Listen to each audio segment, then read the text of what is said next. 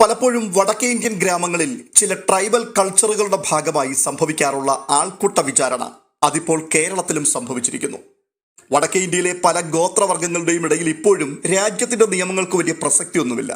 അങ്ങനെയുള്ള നിയമങ്ങളെക്കുറിച്ച് അവർക്ക് അറിയുകയുമില്ല. അവിടുത്തെ നിയമം അവർക്ക് വേണ്ടി ഉണ്ടാക്കിയതാണ്. അവിടെ മിക്കപ്പോഴും തെറ്റ് ചെയ്തു എന്ന് തോന്നുന്ന ആൾക്കാരെ പരസ്യമായി ഗോത്രത്തലവന്റെ നേതൃത്വത്തിൽ വിചാരണ നടത്തുകയും ശിക്ഷ ഉറപ്പാക്കുകയും ചെയ്യുന്ന രീതികളുണ്ട്. ഈ പുരോഗമന കാലഘട്ടത്തിൽ അതിൻ്റെയൊക്കെ അളവ് വളരെ കുറഞ്ഞിട്ടുണ്ട് എങ്കിലും ചിലയിടങ്ങളിലൊക്കെ ഇപ്പോഴും അതൊക്കെ സംഭവിക്കുന്നുമുണ്ട്. എന്നാൽ കേരളം പോലെയുള്ള ഒരിടത്ത് അത്തരത്തിലുള്ള ഒരാൾക്കൂട്ട വിചാരണ നടക്കുകയും പരസ്യ വിചാരണയ്ക്കിടയാക്കപ്പെട്ട് മാനം പോയ യുവതി ഒടുവിൽ ആത്മഹത്യ ചെയ്യുന്ന സാഹചര്യവും വന്നിരിക്കുന്നു. കണ്ണൂർ കൂത്തുപറമ്പിനടുത്ത് പറായി എന്ന സ്ഥലത്താണ് ഇത്തരത്തിലുള്ള ലജ്ജാകരമായ ഒരു സംഭവം അരങ്ങേറിയത്. വിവാഹിതയും 3 മക്കളുടെ അമ്മയുമായ റസീന എന്നൊരു യുവതി തന്റെ പുരുഷ സുഹൃത്തിനൊപ്പം കാറിനുള്ളിൽ വെച്ച് അനാശാസ്യ പ്രവർത്തനങ്ങളിൽ ഏർപ്പെട്ടുകൊണ്ടിരിക്കുമ്പോൾ അവരെ കൂട്ടം ചേർന്ന് ജനം പിടിക്കുകയും പൊതുസമൂഹത്തിന്റെ മുൻപിൽ വെച്ച് അവർ ചെയ്ത തെറ്റുകളെ ചൂണ്ടിക്കാണിക്കുകയുമായിരുന്നു എന്നുള്ള വാർത്തകളാണ് ആരംഭത്തിൽ പുറത്തു വന്നിരുന്നത്. എന്നാൽ സംഗതി അങ്ങനെയൊന്നും ആയിരുന്നില്ല എന്നുള്ളത് വെളിപ്പെടുത്തുന്ന ഒരു വോയിസ് ക്ലിപ്പ് ഇപ്പോൾ പുറത്തു വന്നിട്ടുണ്ട്. അതൊന്ന് കേൾക്കാം. അങ്ങനെയാണ് ഇവർ വാച്ച് ചെയ്തിട്ട് ഇവരെ പിടിക്കുന്നതെന്ന് പറഞ്ഞു കഴിഞ്ഞാൽ ഒരു പബ്ലിക്കുള്ള സ്ഥലത്ത് നിന്ന് കാറിൽ പുറത്ത് നിന്നിട്ട് വർത്താനം പറയുന്നത് ഒന്നുമല്ല. ഈ അച്ചങ്കര പള്ളി എന്ന് പറയുന്നത് കണ്ണൂർ കൂത്തുപറമ്പ് റോഡ് സൈഡിലുള്ള ഒരു പള്ളിയാണ്. അത് കുറച്ച് ആളൊഴിഞ്ഞ സ്ഥലമാണ്. അതിൻ്റെ സൈഡിൽ നിന്നാണ് ഇവരെ പിടിക്കുന്നത്. അതിൻ്റെ കാറിൻ്റെ ഉള്ളിലിരുന്നിട്ടാണ് ഇവരെ പൊക്കുന്നത്.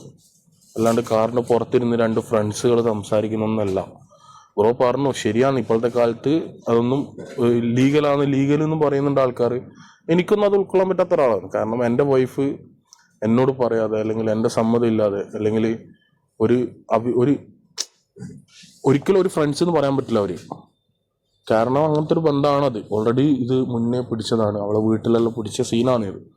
അങ്ങനത്തെ ഒരാളെപ്പുറം നിൽക്കുമ്പോൾ ആർക്കായാലും അത് ഇളകും. ആ ഒരു സംഭവമാണ് ഉണ്ടായതെന്ന്. അവളെ കസിന് കൂടെ ഉള്ളതുകൊണ്ടാണ് ഇവർ പോയി ചോദിക്കുന്നത്. നാട്ടുകാർ എന്നുള്ള ഇതുപോലെ എടുത്തിട്ടില്ല. അവർ കസിന് കൂടെ ഉണ്ട്, അവൻ്റെ ഫ്രണ്ട്സാണിത്, നമ്മളൊക്കെ അവൻ്റെ ഫ്രണ്ട്സാണ്. അങ്ങനെയാണ് നമ്മൾ പോയി സംസാരിക്കുന്നത്. നമ്മളെന്നല്ല, എൻ്റെ ഫ്രണ്ട്സ് പോയി സംസാരിക്കുന്നത്. അങ്ങനെ അവിടുന്ന് അപ്പോൾ എന്ത് ചെയ്ത് അവളെ കസിൻ്റെ കൂടെ വീട്ടിലേക്ക് വിട്ട് ഇവനെ മാത്രം കുറേ ചോദ്യങ്ങൾ ചെയ്ത് ഇവനിക്കൊരു വാണിംഗ് കൊടുക്കാന്നുള്ള രീതിയിൽ. അതായത് ഓക്കൊരു വാണിംഗ് കൊടുത്തിട്ട് റെഡി ആയില്ല, ഇനി ഇവനിക്കൊരു വാണിംഗ് കൊടുത്തു കഴിഞ്ഞാൽ റെഡി ആവുന്നുള്ളതിൽ ഒരാൾ വരാൻ കാത്തുന്നതാണ് സംഭവം. അതായത് നമ്മളെ നാട്ടിലെ മെയിൻ ഒരാൾ വരാൻ വേണ്ടി കാത്തുന്നതാണ്. കുറച്ച് ലേറ്റായി പോയി. അതാണ് ഇവർ ഇപ്പോൾ ഈ വാർത്തകളെല്ലാം പറയുന്നത് 5 മണിക്കൂർ എന്നൊക്കെ. അത് വേറെ ഒന്നും ചെയ്തിട്ടില്ല. പിന്നെ പാർട്ടി ഓഫീസ് എന്ന് പറഞ്ഞു കഴിഞ്ഞാൽ നാട്ടുകാർ അറിയണ്ടെന്ന് വെച്ചിട്ടാണ് പാർട്ടി ഓഫീസിൽ കൊണ്ടുപോയത്. കാരണം പാർട്ടി ഓഫീസിൽ അങ്ങനെ പുറത്തുള്ള ആരും വരില്ലല്ലോ. നാട്ടുകാർ നമുക്ക് ആക്സെപ്റ്റ്, നാട്ടുകാർക്ക് അങ്ങനെ അതിൻ്റെ ഉള്ളിൽ കയറാനുള്ള ഒരു ഇതില്ലല്ലോ. നമുക്ക് വേണ്ടപ്പെട്ട ആൾക്കാർ മാത്രം വരുന്നതുകൊണ്ടാണ് അവർ പാർട്ടി ഓഫീസിൽ കൊണ്ടുപോയത്. അത് SDPന്റെ പാർട്ടി ഓഫീസ് എന്തെന്ന് പറഞ്ഞു കഴിഞ്ഞാൽ, പാർട്ടി ഓഫീസ് എന്ന് പറഞ്ഞു കഴിഞ്ഞാൽ അവിടെ ലീഗിന്റെ പാർട്ടി ഓഫീസ് എന്ന് പറഞ്ഞു കഴിഞ്ഞാൽ എല്ലാവരും കയറുന്ന പാർട്ടി ഓഫീസ്. SDPന്റെ പാർട്ടി ഓഫീസ് അങ്ങനെ ആരും കയറാത്ത പാർട്ടി ഓഫീസാണ്. അതുകൊണ്ടാണ് SDPന്റെ പാർട്ടി ഓഫീസ് കൊണ്ടുപോയത്. സംഭവം നടക്കുന്നത് കഴിഞ്ഞ ഞായറാഴ്ചയാണ്. ഈ പെൺകുട്ടി ജീവൻ ഒടുക്കുന്നത് ഈ കഴിഞ്ഞ ചൊവ്വാഴ്ചയും. മരണപ്പെട്ട റസീനയുടെ വസ്ത്രത്തിനുള്ളിൽ ഒളിപ്പിച്ച നിലയിൽ 3 പേജുള്ള ഒരു ആത്മഹത്യാ കുറിപ്പുണ്ടായിരുന്നു. അതിൽ തനിക്ക് നേരിട്ട അപമാനത്തെക്കുറിച്ചും അതിന്റെ പിൻപിൽ സദാചാര ഗുണ്ടായുസം നടത്തുവാൻ എത്തിച്ചേർന്ന പ്രതികളെക്കുറിച്ചും വ്യക്തമായ സൂചനകളുണ്ടായിരുന്നു. അതിൻ പ്രകാരം പോലീസ് കേസെടുക്കുകയും 3 പ്രതികളെ അറസ്റ്റ് ചെയ്യുകയും ചെയ്തു. എന്നാൽ ഇവിടെ വളരെ ശ്രദ്ധേയമായ ഒരു വസ്തുത, മരണപ്പെട്ട റസീനയുടെ ഉമ്മ ചില ഞെട്ടിക്കുന്ന വെളിപ്പെടുത്തലുകളുമായി ഇപ്പോൾ രംഗത്ത് വന്നിരിക്കുന്നു എന്നുള്ളതാണ്. റസീനയുടെ മരണത്തിന് ഉത്തരവാദികൾ എന്ന് തന്റെ ആത്മഹത്യാക്കുറിപ്പിൽ ആരെക്കുറിച്ചാണോ റസീന രേഖപ്പെടുത്തിയത്, ആൾക്കൂട്ട വിചാരണ നടത്തുകയും തന്നെയും തന്റെ സുഹൃത്തിനെയും മർദ്ദിക്കുകയും പരസ്യമായി അപമാനിക്കുകയും ചെയ്ത വ്യക്തികൾ ആരൊക്കെയെന്നാണോ തന്റെ ആത്മഹത്യാക്കുറിപ്പിൽ പറഞ്ഞിരുന്നത്, ആ വ്യക്തികളെ സപ്പോർട്ട് ചെയ്തുകൊണ്ടാണ് തന്റെ ഉമ്മ ഇപ്പോൾ രംഗത്ത് വന്നിരിക്കുന്നത്. റസീനയുടെ ഉമ്മ പറയുന്നു, പോലീസ് കസ്റ്റഡിയിലായിരിക്കുന്ന ഈ പ്രതികൾ, ആ 3 കുട്ടികളും പാവങ്ങളാണ്. ആ വീഡിയോ നമുക്കൊന്ന് കാണാം. ഇല്ല, യഥാർത്ഥ പ്രതികളല്ല, പാവം പിള്ളേരാ. ഇപ്പം അറസ്റ്റ് ചെയ്തിരിക്കുന്ന മക്കളുണ്ടല്ലോ, ഒന്നിനും പോകാത്ത പിള്ളേരാ. ഇവർ കണ്ടപ്പം പിന്നെ നമ്മളെ സ്വന്തം പെങ്ങളല്ലേ ഇത്, ചേച്ചിയുടെ പിള്ളേരാണല്ലോ. അപ്പോൾ സ്വന്തം പിള്ളേരായത് കാരണം ഇവർ ഒരു നാണക്കേട് കാരണം ഇനി എന്താ ഇവിടെ കൂടെ കാണുന്നെന്ന് ചോദിച്ചു. അപ്പം പറഞ്ഞു പിന്നെ നിങ്ങൾ ഇതിൽ ഇടപെടേണ്ട കാര്യമില്ല എന്ന് രണ്ടാളും പറഞ്ഞ്. എൻ്റെ ഒരു മോളൊരു വെറും പാവം മോളായിരുന്നു. കൂടുതലായിട്ട് ആരും സംസാരിക്കുകയില്ല. ഇത്രയ്ക്ക് പാവം മോളായിരുന്നു. ആവശ്യമില്ലാത്ത കൂട്ടുകാരോ ഒന്നുമില്ലാത്തൊരു മോളാണ്. കുറച്ച് കാലമായിട്ട് പിയാപ്പിള അത്രയ്ക്ക് നല്ലൊരു പിയാപ്പിളയായിരുന്നു. വളരെ ഡീസൻ്റുള്ള ദീനിയായിട്ടുള്ളതും ഉള്ള എന്ത് കാര്യവും സാധിച്ചു കൊടുക്കുന്നൊരു പയ്യനുമായിരുന്നു. അപ്പം അവർ കുറച്ച് നാളായിട്ട് അവനെ വെറുത്തിരിക്കുക. പിന്നെ ചെക്കനുമായിട്ടുള്ള ഇതിപ്പോൾ 3 വർഷമായി പോലും ഒന്ന് ഇപ്പം നമ്മൾ അറിയുന്ന ഒരാഴ്ചയായിട്ടുള്ളൂ അറിഞ്ഞിട്ട് അപ്പം ഇഷ്ടംപോലെ സ്വർണ്ണമൊക്കെ ഉണ്ടായി. 40 പവനും കൊടുത്ത് കെട്ടിച്ചതാണ്. അപ്പം സ്വർണ്ണമില്ല, കുറേ പൈസ കുറേ കടം വന്നിട്ടുണ്ട് നമുക്ക്. പിന്നെ മക്കൾ ചെറിയ 3 പിള്ളേരല്ലേ, എനിക്ക് നോക്കാൻ കഴിയില്ലല്ലോ. അപ്പം എൻ്റെ മക്കളെ എന്ത് ചെയ്യൂ? മക്കളും എല്ലാം വളരെ പാവം മക്കളുമാണ്. അപ്പം നമുക്ക് നീതി കിട്ടണം. ഇതിൽ നാളെ കേസ് കൊടുക്കാൻ പോകുന്ന പരാതി തന്നെ നമ്മൾ മോളൊക്കെ നഷ്ടപ്പെട്ടില്ലേ. നമുക്ക് ഒറ്റ മോളേ ഉള്ളൂ, ഒരു മോളും ഒരു മോനുമാണ്. അപ്പോൾ അതിൽ നമുക്ക് വളരെ പരാതിയുണ്ട്. നമ്മൾ നാളെ പോയിട്ട് സ്റ്റേഷനിൽ പരാതി കൊടുക്കുന്നുണ്ട്. നമ്മളെ വക്കീലിനെ കാണുന്നുണ്ട്. മോക്കോ മോളെ ഒരു വിഷമം നമ്മളെ അടുത്ത് ഇങ്ങനെ കാണിക്കാറില്ല. തുറന്നൊന്നും സംസാരിക്കില്ല. ഈയിടെയായിട്ട് തുറന്നൊന്നും പറയില്ല, ഒരു കാര്യവും പറയാറില്ല. ചെക്കനുമായിട്ട് കൂട്ടിയിട്ട് എൻ്റെ തിരികെ നമ്മളൊന്നും കണ്ടുകൂടാ കുറച്ച് നാളായി. ഇപ്പോൾ നമ്മളതൊന്നും നമ്മൾ അറിയുന്നില്ലല്ലോ ഇവനുള്ളത്. ഇവൻ അവിടെ വരുന്നുണ്ട്. ഇതൊക്കെ ഇപ്പം 2 ദിവസം കൊണ്ട് നമ്മൾ അറിഞ്ഞ സംഭവം. പിന്നെ അതിൽ കൂടെ എന്താണെന്ന് വെച്ചാൽ ഒക്കെ നമ്മളെ മോക്ക് നീതി കിട്ടണം. നഷ്ടപ്പെട്ടു. അതൊന്നും ഒന്നുമില്ലല്ലോ. കടമുണ്ട്, കടക്കാരപ്പുറത്തുനിന്ന് ഇപ്പുറത്തുനിന്നെല്ലാം വിളിക്കുന്നുണ്ട്. ഒരു കുറി നടത്തിയിട്ടുണ്ട്. ഇപ്പം അവള് വീട്ടിൽ നിന്ന് തന്നെ ചെറിയൊരു കുറി 4 ലക്ഷം ആയിട്ടുണ്ട്. ഇഷ്ടംപോലെ നഷ്ടമായിട്ടുണ്ട്. കടം ഇഷ്ടംപോലെ കടം കാണുന്നുണ്ട്. ഇപ്പോൾ ഓരോരുത്തർ പൈസക്ക് വിളിച്ചുകൊണ്ടിരിക്കുക. നമ്മൾ ഇത്ര പൈസ മേടിച്ചിട്ടുണ്ട്, ഇവിടെ ഇത്ര പൈസ മേടിച്ചിട്ടുണ്ട്. അവനോടും പറഞ്ഞിട്ടില്ല, അവളെ ഭർത്താവിനോടും പറഞ്ഞിട്ടില്ല, നമ്മളോടും പറഞ്ഞിട്ടില്ല. എങ്ങനെയാണ് ഈ പറഞ്ഞ സംശയിക്കുന്ന ഒരു 1-2 പ്രാവശ്യമായി പോലും കുറേ ആൾക്കാർ ഇവിടെ കാർ കയറി പോകുന്നതാണെന്ന്. മിനിഞ്ഞാന്ന് അങ്ങനെ പാവം എൻ്റെ കുട്ടികളെന്നിപ്പം അറസ്റ്റ് ചെയ്തിരിക്കുന്ന കുട്ടികൾ വളരെ ചേച്ചിയുടെ മക്കളാണ്. അപ്പം അവരെ നല്ലതിന് വേണ്ടി ചെയ്തത്. അപ്പം ഇവർ കുടുക്കിയിരിക്കുക, പാർട്ടിക്കാർ കൊടുക്കുക. അതിലിപ്പം പറയുന്നത് അവരവിടെ ഇവരെ തടഞ്ഞു നിർത്തി രഹസ്യമായി അപമാനിച്ചു. അവരെ ആ മനോവിഷമത്തിലാണ് മകൾ ആത്മഹത്യ ചെയ്തെന്നൊക്കെയാണ് പുറത്തു വരുന്ന വിവരങ്ങൾ. ആൾക്കാർക്ക് പലതും പറയാലോ, അതൊന്നുമല്ല സത്യം തന്നെ. അങ്ങനെ സംഭവം ഉണ്ടായിട്ടില്ലേ? ഇല്ല, സംഭവം ഉണ്ടായിട്ടുണ്ടോ എന്നുള്ളതൊന്നും നമ്മൾ അറിയുന്നില്ലല്ലോ. ഇപ്പൊ അറസ്റ്റായിട്ടുള്ളവർ യഥാർത്ഥ പ്രതികളല്ലേ? ഇല്ല, യഥാർത്ഥ പ്രതികളല്ല. അതെ, പ്രതികളായ ഈ 3 കുട്ടികളും ബന്ധുക്കളാണ്, നിരപരാധികളാണ്, യാതൊരു പ്രശ്നങ്ങൾക്കും പോകാത്ത പാവങ്ങളാണ്. എന്നാൽ ഇവരെ അറസ്റ്റ് ചെയ്ത പോലീസും ഈ സംഭവത്തിന് ദൃക്സാക്ഷികളായ നാട്ടുകാരും പറയുന്നത് ഇവരുടെ മോശമായ ഇടപെടലുകൾ നിമിത്തം തന്നെയാണ് ഈ യുവതി ആത്മഹത്യയിലേക്ക് എത്തിയതെന്നാണ്. എന്തായാലും ഇതിനോടുള്ള ബന്ധത്തിൽ പോലീസിന്റെ അഭിപ്രായം എന്താണ് എന്നുള്ളത് കൂടി ഒന്ന് കേൾക്കാം. കഴിഞ്ഞ ഞായറാഴ്ച വൈകിട്ട് പിണറായി പോലീസ് സ്റ്റേഷൻ പരിധിയിൽ കായലോട് വെച്ച് ഈ കേസിൽ മരണപ്പെട്ടിരിക്കുന്ന സ്ത്രീയും അവരുടെ ഒരു സുഹൃത്തും സംസാരിച്ചുകൊണ്ടിരിക്കുന്ന സമയത്തേക്ക് അവിടേക്ക് 3 ബൈക്കുകളിലായിട്ട് ആൾക്കാർ വരികയും ഇവരോട് വളരെ മോശമായ രീതിയിൽ സംസാരിക്കുകയും ഭീഷണിപ്പെടുത്തുകയും ഇവരുടെ കൈവശമുണ്ടായിരുന്ന മൊബൈൽ ഫോണുകളൊക്കെയും പിടിച്ചെടുക്കുന്ന ഒരു സാഹചര്യം ഉണ്ടായിരുന്നു. അതിനുശേഷം അവരെ തൊട്ടടുത്ത ദിവസം, എന്നാൽ തിങ്കളാഴ്ച രാത്രിയിലോ അല്ലെങ്കിൽ ചൊവ്വാഴ്ച പുലർച്ചെയോ ഇടയിലുള്ള ഒരു സമയത്താണ് ഈ കേസിൽ പറഞ്ഞിരിക്കുന്ന സ്ത്രീ മരണപ്പെട്ടിരിക്കുന്നത്. ഈ മരണത്തിൽ ഏറ്റവും പ്രധാനമായിട്ടുള്ള ഒരു കാര്യം, അവരുടെ ശരീരത്തിൽ നിന്ന് തന്നെ ഇതിൻ്റെ സൂയിസൈഡൽ നോട്ട് പോലീസിന് കണ്ടെടുക്കാൻ പറ്റിയിട്ടുണ്ട്.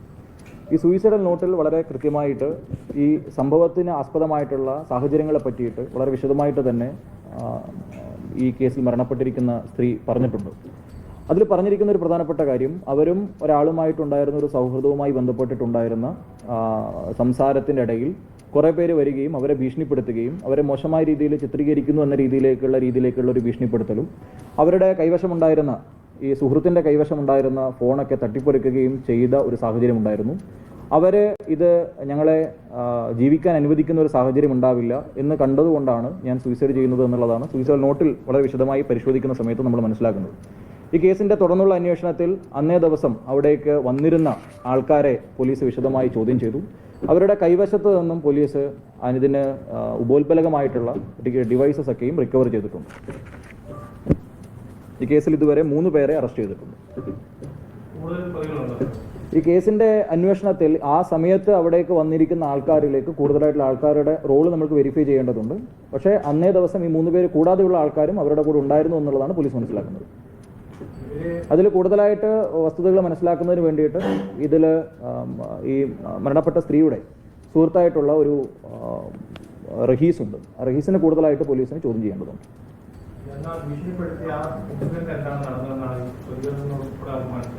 അവരെ സംസാരിച്ചുകൊണ്ടിരിക്കുന്ന സമയത്ത് ഇതിൽ അറസ്റ്റ് ചെയ്തിരിക്കുന്ന പ്രതികളിൽ ഒരാൾ ഇതിൽ സ്ത്രീയുടെ ബന്ധു കൂടിയാണ്. അവരും പിന്നീട് ബാക്കിയുള്ള അയാളുടെ സുഹൃത്തുക്കളും ഒക്കെ ചേർന്നിട്ടാണ് അവരെ ഭീഷണിപ്പെടുത്തിയിട്ടുള്ളത്. അപ്പോൾ ആ ഒരു ഭീഷണിപ്പെടുത്തൽ അല്ലാത്തൊരു രീതിയിലേക്ക് സംസാരിച്ചിരുന്നെങ്കിൽ ഞങ്ങൾക്ക് മരിക്കേണ്ടി വരില്ല എന്നുള്ളൊരു സാഹചര്യമാണ് സൂയിസൈഡ് നോട്ടിൽ പറഞ്ഞിരിക്കുന്നത്, പ്രതിപാദിച്ചിരിക്കുന്നത്. അപ്പോൾ ആ ഒരു സാഹചര്യത്തിൽ ഇവരെല്ലാവരും ഭീഷണിപ്പെടുത്തുകയും അടിക്കുകയും ചെയ്ത ഒരു സാഹചര്യത്തെ പറ്റിയിട്ടാണ് സൂയിസൈഡൽ നോട്ടിൽ ഞങ്ങൾക്ക് മനസ്സിലായിട്ടുള്ളത്. അതിനെപ്പറ്റി കൂടുതലായിട്ട് അന്വേഷണം നടത്തുന്നത്. ഉണ്ട് ഉണ്ട്. ഈ സുഹൃത്തിന് ഇതിനേതെങ്കിലും തരത്തിൽ ബന്ധമുണ്ട് എന്ന് സൂയിസൈഡ് നോട്ട് പറയുന്നു? ഇല്ല, ഈ സുഹൃത്തിനെ ഈ കേസുമായി ബന്ധപ്പെട്ടിട്ടോ ഇതിൽ ഏതെങ്കിലും രീതിയിലേക്ക് ഈ കേസിലേക്ക് ആ സുഹൃത്ത് കാരണമാണോ ഞാൻ മരണപ്പെടുന്നത് എന്നുള്ളത് ഈ സൂയിസൈഡ് നോട്ടിൽ പറഞ്ഞിട്ടില്ല. പക്ഷേ കേസിൽ ഇപ്പോൾ അവരുടെ കുടുംബം, അതായത് ഈ സ്ത്രീയുടെ മാതാവ് തന്നെ പറയുന്നു സുഹൃത്തിൻ്റെ വഞ്ചനയാണ് ഈ ആത്മഹത്യക്ക് കാരണം. ഏതാണ്ട് 40 പവനിലധികം സ്വർണം, പണം ഇതൊക്കെ കൊണ്ടുപോയി ശാരീരികമായും സാമ്പത്തികമായും ചൂഷണം ചെയ്തു. ഇതിൽ ഇന്ന് ACPക്ക് പരാതി നൽകും എന്നാണ് കുടുംബം പറയുന്നത്. തീർച്ചയായിട്ടും ആ ഒരു ആംഗിൾ പോലീസ് പരിശോധിക്കും. ആത്മഹത്യാക്കുറിപ്പിൽ എത്തരത്തിലുള്ളൊരു പരാമർശം നമ്മൾ കണ്ടിട്ടില്ല. അതുകൂടാതെ ഈ കേസുമായി ബന്ധപ്പെട്ടിട്ട് ഇതുവരെ എടുത്തിരിക്കുന്ന നടപടിക്ക് ഉപോത്ബലകമായിട്ടുള്ള തെളിവുകളും പോലീസിന് ലഭിച്ചിട്ടുണ്ട്. പക്ഷേ സാമ്പത്തികപരമായിട്ടുള്ള ഏതെങ്കിലും ആരോപണങ്ങൾ കുടുംബത്തിനുണ്ടെങ്കിൽ തീർച്ചയായിട്ടും ആ കാര്യങ്ങളും കൂടെ പോലീസ് പരിശോധിക്കും. പക്ഷേ ഇതുവരെയുള്ള അന്വേഷണത്തിൽ അത്തരത്തിലുള്ള ഒരു കാര്യമുള്ളതായിട്ട് പോലീസ് മനസ്സിലാക്കി. ഈ ഇതിലെ സുഹൃത്തിൻ്റെ കയ്യിൽ നിന്നുള്ള ഫോണും ഇവർ തമ്മിലുള്ള സംഭാഷണങ്ങൾ അടങ്ങിയിരിക്കുന്ന ഫോണും എല്ലാം തന്നെ പോലീസ് റിക്കവർ ചെയ്തിട്ടുണ്ട്. അത് പ്രതികളുടെ കൈവശത്തു നിന്നാണ്.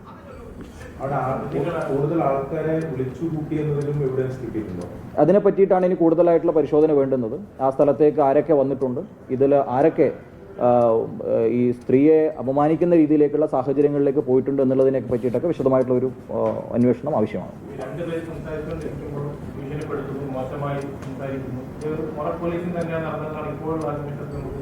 നമ്മുടെ അന്വേഷണത്തിൽ അവരുടെ സൂയിസൈഡ് നോട്ട് പ്രകാരവും ഈ അവിടെ നടന്നിരിക്കുന്ന സംഭവങ്ങളെ പറ്റിയിട്ടുള്ള പിന്നീടുള്ള അന്വേഷണത്തിൽ നമുക്ക് മനസ്സിലാവുന്നത് ഇത് അവർ സംസാരിച്ചുകൊണ്ടിരിക്കുന്ന സമയത്തേക്ക് അതിൻ്റെ ഇടയിലേക്ക് ഇൻ്റർവ്യൂ ചെയ്ത് വന്നിട്ട് ഉണ്ടാക്കിയ പ്രശ്നങ്ങളായിട്ടാണ് നമ്മൾ കാണുന്നത്. അതെ, റസീനയുടെ ആത്മഹത്യാക്കുറിപ്പിൽ ഊന്നിക്കൊണ്ടാണ് അദ്ദേഹം ഈ കാര്യങ്ങളൊക്കെ വെളിപ്പെടുത്തുന്നത്. മരണപ്പെട്ട യുവതിയെയും ഈ ചെറുപ്പക്കാരനെയും ഒരു കൂട്ടം ആൾക്കാർ പിടികൂടുകയും SDPIയുടെ ഓഫീസിലേക്ക് കൊണ്ടുപോവുകയും 5 മണിക്കൂറിലധികം അവിടെ തടഞ്ഞു വെക്കുകയും തുടർന്ന് അയാളെ ക്രൂരമായി മർദ്ദിച്ച് തൻ്റെ ഫോണിൻ്റെയും ടാബിൻ്റെയും പാസ്വേഡുകൾ അയാളെ കൊണ്ട് പറയിപ്പിക്കുകയും ഒടുവിൽ തൻ്റെ ഫോണും ടാബുമൊക്കെ വിശദമായ പരിശോധനയ്ക്ക് വിധേയമാക്കുകയും ചെയ്തു. അതിനുള്ള തെളിവുകളെല്ലാം പോലീസിൻ്റെ കയ്യിൽ ലഭിച്ചിട്ടുണ്ട് എന്ന വ്യക്തമായ റിപ്പോർട്ടുകൾ പുറത്തു വരുമ്പോഴും ഉമ്മ പറയുകയാണ്, ഈ മക്കൾ പാവങ്ങളാണ്, അവർ യാതൊരു പ്രശ്നങ്ങൾക്കും പോകുന്നവരല്ല. ഉമ്മയുടെ സംസാരത്തിൽ നിന്ന് മോഹിച്ചെടുക്കുവാൻ കഴിയുന്നത് ഒരുപക്ഷെ മരണപ്പെട്ട മകൾ അവൾ പോയി, ഇനിയിപ്പോൾ ഈ ഒരു പ്രശ്നത്തിൻ്റെ പിന്നാലെ തൂങ്ങാൻ പോയാൽ സംഭവിക്കുന്ന ഭവിഷ്യത്തുകൾ, അറസ്റ്റിലായ വ്യക്തികളും അവരുടെ കുടുംബങ്ങളും ഇവർക്കെതിരായി നീങ്ങുന്നത്, ഇതേ തുടർന്നുണ്ടാകുന്ന പുലിവാലുകൾ, അതൊക്കെ വളരെയധികം പ്രതിസന്ധികൾ സൃഷ്ടിക്കും. അതുകൊണ്ട് റസീനയ്ക്കൊപ്പം ഉണ്ടായിരുന്ന തൻ്റെ സുഹൃത്ത് അവളെ ചതിച്ചതാണ് എന്ന രീതിയിൽ അയാളിലേക്ക് കുറ്റങ്ങളെല്ലാം ആരോപിച്ച് ജയിലിലായിരിക്കുന്ന വ്യക്തികൾ പാവങ്ങളാണ് എന്ന് പുകഴ്ത്തി പറഞ്ഞ് രക്ഷപ്പെടുത്താനുള്ള ശ്രമം നടക്കുകയാണ്. റസീനയും തൻ്റെ ആൺസുഹൃത്തും തമ്മിൽ അടുപ്പമുണ്ടായിരുന്നു. തന്നെയുമല്ല, റസീനയുടെ കയ്യിൽ നിന്നും ഒരുപാട് പണവും സ്വർണവും അയാൾ ചതിവിലൂടെ കരസ്ഥമാക്കി. അങ്ങനെ റസീന സാമ്പത്തികമായി വലിയ തകർച്ചയിലേക്ക് എത്തി. അതൊക്കെയാണ് ഒടുവിൽ ഇവിടം വരെയോളം കൊണ്ടുവന്നെത്തിച്ചത് എന്ന് പറഞ്ഞു വെക്കാൻ ശ്രമിക്കുകയാണ് ഈ ഉമ്മ. എന്നാൽ റസീനയുടെ ആത്മഹത്യാക്കുറിപ്പിൽ അങ്ങനെയുള്ള കാര്യങ്ങളെക്കുറിച്ചുള്ള യാതൊരു വിവരണങ്ങളുമില്ല. 3 പേജോളം വരുന്ന ഒരു ആത്മഹത്യാക്കുറിപ്പിൽ തനിക്ക് നേരിട്ട അപമാനങ്ങളെക്കുറിച്ചും അതിൻ്റെ പിൻപിൽ പ്രവർത്തിച്ചവരെക്കുറിച്ചുമുള്ള വിവരണങ്ങൾ മാത്രമാണ് എന്ന് പോലീസ് വ്യക്തമാക്കുന്നു. റസീന വിവാഹിതയും 3 മക്കളുടെ അമ്മയുമാണ്. തൻ്റെ ആൺസുഹൃത്തുമായി അവർക്ക് വഴിവിട്ട ബന്ധങ്ങൾ ഉണ്ടായിരുന്നു എന്നുള്ള സംശയം ഉമ്മയുടെ സംസാരത്തിലും കാണുവാൻ കഴിയുന്നുണ്ട്. അങ്ങനെ കുടുംബമായി ജീവിക്കുന്ന ഒരു സ്ത്രീ ആ ബന്ധം നിലനിൽക്കുമ്പോൾ തന്നെ മറ്റൊരു പുരുഷനുമായി അവിഹിത ബന്ധത്തിൽ ഏർപ്പെടുന്നുണ്ടെങ്കിൽ അത് തീർച്ചയായിട്ടും തെറ്റ് തന്നെയാണ്. പക്ഷേ അത്തരത്തിലുള്ളൊരു പ്രശ്നം ഈ അവസ്ഥയിലേക്ക് എത്തിച്ചേർന്നു എന്ന് പറഞ്ഞാൽ അതൊരിക്കലും അംഗീകരിക്കുവാൻ കഴിയില്ല. ഈ ഒരു അവസ്ഥയിലേക്ക് അതിനെ കൊണ്ടുവന്ന് എത്തിച്ചതാണ്. ഒരു സ്ത്രീക്ക് തൻ്റെ ഭർത്താവുമായി അല്ലാതെ മറ്റൊരാളുമായി വഴിവിട്ട ബന്ധമുണ്ട് എന്ന് മനസ്സിലാക്കിയാൽ അത് പറഞ്ഞു ബോധ്യപ്പെടുത്തുവാനും അവർക്ക് വാണിംഗ് കൊടുക്കുവാനും അങ്ങനെ ഒരു ബന്ധം തുടരാൻ പറ്റില്ല എന്ന രീതിയിൽ അവരെ ഉപദേശിക്കുവാനും തീർച്ചയായിട്ടും ഭർത്താവിൻ്റെ വീട്ടുകാർക്കും അല്ലെങ്കിൽ പെൺകുട്ടിയുടെ മാതാപിതാക്കൾക്കും സഹോദരങ്ങൾക്കുമൊക്കെ അധികാരവും അവകാശവുമുണ്ട്. എന്നാൽ തുടർന്ന് വീണ്ടും ഇത്തരത്തിലുള്ള ബന്ധവുമായിട്ട് അവർ മുൻപോട്ട് പോവുകയാണെങ്കിൽ എന്തു ചെയ്യും? അതിന്മേൽ തുടർ നടപടികളാണ് ഉണ്ടാവേണ്ടത്. ഇവർ പറയുന്നു 3 വർഷമായി ആ ചെറുപ്പക്കാരനുമായിട്ട് ഈ സ്ത്രീ ബന്ധം പുലർത്തുന്നുണ്ട് എന്ന്. അത് സത്യമാണെങ്കിൽ അവർക്ക് അവരുടെ ഭർത്താവിനേക്കാൾ കൂടുതൽ ഇയാൾക്കൊപ്പം ജീവിക്കുവാനായിരിക്കും താല്പര്യം. അങ്ങനെയാണെങ്കിൽ അവരെ അവരുടെ വഴിക്ക് വിട്ടുകൂടെ? എന്തിനാണ് നിർബന്ധിച്ച് പിടിച്ചുകെട്ടി കുടുംബത്തിൽ നിലനിർത്തുകയും ഭാര്യയായിരുന്നേ പറ്റൂ, സ്നേഹിച്ചേ പറ്റൂ എന്നൊക്കെയുള്ള നിബന്ധനകൾ വെച്ച് പിന്നാലെ നടന്ന് വേട്ടയാടുന്നത്? അവർക്ക് പോകണമെങ്കിൽ പോകട്ടെ. അതല്ല, അതിനപ്പുറത്ത് നിങ്ങൾക്ക് ഇടപെടാൻ പറ്റുന്നത് നിയമപരമായിട്ടാണ്. കേസ് കൊടുക്കുക, കോടതി തീരുമാനിക്കട്ടെ എന്തു ചെയ്യണമെന്നുള്ളത്. പക്ഷേ നിങ്ങൾ ഇതൊന്നും ചെയ്യാതെ നിയമങ്ങൾ കയ്യിലെടുക്കുകയായിരുന്നു. ഇങ്ങനെ വളഞ്ഞിട്ട് പിടിക്കുവാനും ആൾക്കൂട്ട വിചാരണ നടത്തുവാനും മർദ്ദിക്കുവാനും അവരുടെ ഫോണുകളൊക്കെ പിടിച്ചെടുക്കുവാനും പരിശോധിക്കുവാനും പാർട്ടി ഓഫീസിൽ കൊണ്ടുപോയി നേതാവ് വരുന്നിടം വരെ കാത്തിരുന്ന് അതിനുശേഷം നടപടികൾ എടുക്കുവാനും ഇതിനൊക്കെ നിങ്ങൾക്ക് ആരാണ് അധികാരം തന്നത്? ഒടുവിൽ അപമാനഭാരത്താൽ ആ സ്ത്രീ ജീവിതം അവസാനിപ്പിച്ചു. അങ്ങനെയാണെങ്കിൽ തീർച്ചയായിട്ടും ഇതിൻ്റെ പിൻപിൽ പ്രവർത്തിച്ചവരെയും തെറ്റ് ചെയ്തവരെയും കൃത്യമായി കണ്ടെത്തി നിയമത്തിൻ്റെ മുൻപിൽ കൊണ്ടുവന്നേ പറ്റൂ. ഇവിടുത്തെ പ്രധാനപ്പെട്ട ഒരു ആരോപണം ഇപ്പോൾ പുറത്തു വരുന്നത് മതനിയമങ്ങൾ പിന്തുടരുന്നവരുടെ അസഹിഷ്ണുതയാണ് ഇത്തരമൊരു മരണത്തിലേക്ക് ഈ പെൺകുട്ടിയെ കൊണ്ടുവന്നെത്തിച്ചത് എന്നുള്ളതാണ്. അതേക്കുറിച്ച് CPIMന്റെ കേന്ദ്ര കമ്മിറ്റി അംഗമായിരുന്ന ശ്രീമതി ടീച്ചർ പറഞ്ഞത് ഇത് താലിബാനിസമാണ് എന്നായിരുന്നു. അങ്ങനെയാണെങ്കിൽ അത് തീർച്ചയായിട്ടും ഭയപ്പെടേണ്ട ഒന്ന് തന്നെയാണ്. മകള് തെറ്റുകാരിയാണ് എന്ന് ബോധ്യപ്പെട്ടപ്പോൾ ആ കുടുംബത്തിനകത്തായിരുന്നു ഈ വിഷയത്തോടുള്ള ബന്ധത്തിൽ ചർച്ചകൾ നടക്കുകയും തിരുത്തലുകൾ ഉണ്ടാവുകയും ചെയ്യേണ്ടിയിരുന്നത്. റസീനയുടെയും തൻ്റെ പുരുഷ സുഹൃത്തിൻ്റെയും ബന്ധത്തെക്കുറിച്ച് ഈ അടുത്ത സമയത്താണ് അറിഞ്ഞത് എന്ന് ഉമ്മ പറയുന്നുണ്ട്. അങ്ങനെയാണെങ്കിൽ ആ കുടുംബത്തിനുള്ളിൽ തന്നെ ഈ വിഷയം അവർക്ക് സംസാരിച്ച് ഒരു തീരുമാനത്തിലേക്ക് എത്താമായിരുന്നു. അതിന് കഴിയാതെ വന്നപ്പോൾ ബലമായി നിങ്ങൾ പിടിച്ചമർത്താനും നിങ്ങൾ ആ സ്ത്രീയെ മടക്കിക്കൊണ്ടുവരുവാനുമുള്ള ശ്രമം നടത്തി. നിങ്ങളുടെ ദുരഭിമാനമാണ് ഇവിടെ വലിയ പ്രശ്നങ്ങളിലേക്ക് കാര്യങ്ങളെ കൊണ്ടുവന്നെത്തിച്ചത്. നാടൻ ഭാഷയിൽ പറഞ്ഞാൽ പുകഞ്ഞ കൊള്ളി പുറത്ത് എന്ന് പറയുന്നത് പോലെ പറ്റില്ല എന്ന് തോന്നിയാൽ അവരെ അവരുടെ വഴിക്ക് വിടണമായിരുന്നു. അതിനകത്ത് ദുരഭിമാനം ഒന്നും വെച്ചു പുലർത്തിയിട്ട് കാര്യമില്ല. ഇപ്പോൾ എന്തായി? ഉമ്മ ഇപ്പോഴും പറയുന്നുണ്ട് തൻ്റെ മകൾ പാവമായിരുന്നു, പക്ഷേ അവളെ ചതിച്ച് അവളുടെ ആൺസുഹൃത്ത് ആ സ്വർണവും പണവും എല്ലാം കൈക്കലാക്കി അതിനോടുള്ള ബന്ധത്തിൽ നടന്ന പ്രശ്നങ്ങളായിരുന്നു ഇതെല്ലാമെന്ന്. അങ്ങനെയായിരുന്നുവെങ്കിൽ ഇതൊക്കെ അവരുടെ ആത്മഹത്യാക്കുറിപ്പിൽ അവർ പറയുമായിരുന്നു. പക്ഷേ റസീനയുടെ ആത്മഹത്യാക്കുറിപ്പ് നിങ്ങൾക്കെല്ലാവർക്കും എതിരായിട്ടാണ്. സാധാരണ ഈ ആത്മഹത്യാക്കുറിപ്പൊക്കെ ഒരാൾ എഴുതുമ്പോൾ അത് മറ്റുള്ളവർ കാണുന്ന സ്ഥലത്ത് പരസ്യമായി പ്രദർശിപ്പിക്കാറുണ്ട്.